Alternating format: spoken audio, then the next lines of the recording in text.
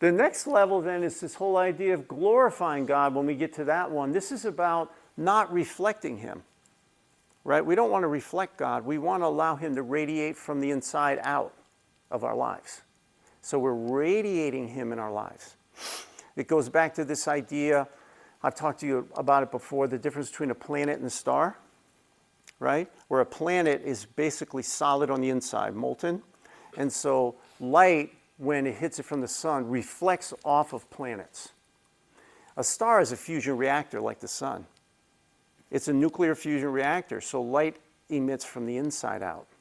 So when Jesus talks about let your light so shine among men, what he's talking about is him being the light of the world in John 8:12. He, if he has control of your life, he wants you to get out of the way so that he can radiate out of you, so people can see God's Son in your life. Not that you got to do anything to try to convince people you're a Christian. You just let him have his way. But we think all the time, we got to do stuff. I did 3 or 4 things this week. I feel pretty good. Christianity feels strong. I haven't been that faithful, do this or that. It must be weak. It's like, well, has God living in you all that time? Then relax.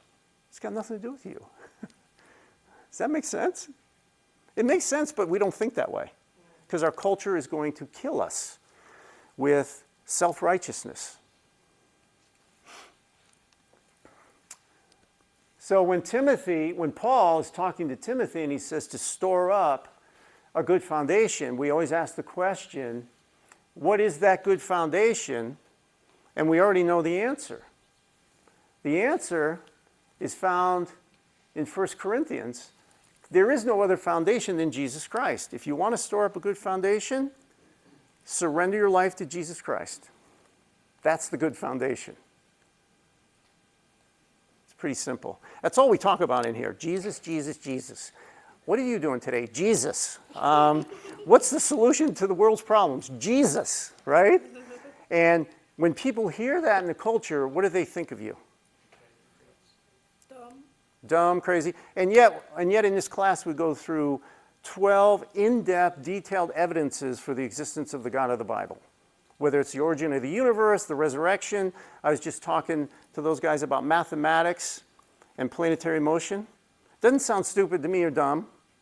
God makes himself clear. He has all this evidence. So you know why we say Jesus Christ? Because it's true. We're Christians because it's true.